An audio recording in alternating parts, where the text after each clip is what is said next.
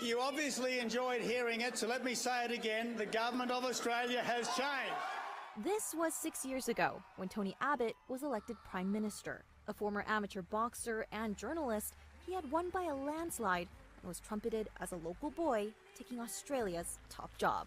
Vote Tony out! Fast forward to today, the outspoken Conservative is facing a shift in the political tide. He has destroyed the Liberal Party, and it's basically time for a change.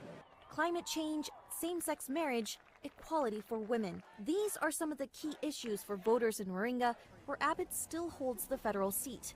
Issues they say he hasn't seemed to care about during his 25 years in office. He has signed up to the Paris Accord, he backflipped on that, he's backflipped again, and we can't leave something so important in his hands. So, many of them are prepared to vote against him in the federal election this week.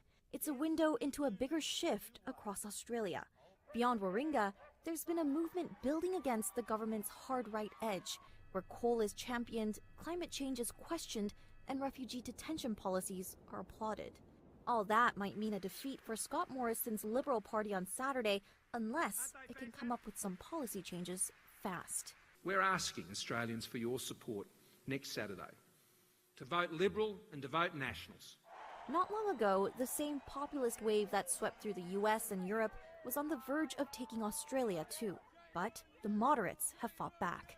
And opinion polls have consistently shown Morrison's likely to lose. He's up against the more center-left-leaning Labour Party led by Bill Shorten, though more recent numbers show the race is tightening. It's left the Liberal Party scrambling to secure seats that used to be safe. Their candidates are running against rivals who are more focused on climate change. Up against Abbott is Zali Steggall. She's an independent and a bronze medalist for alpine skiing at the 1998 Winter Olympics.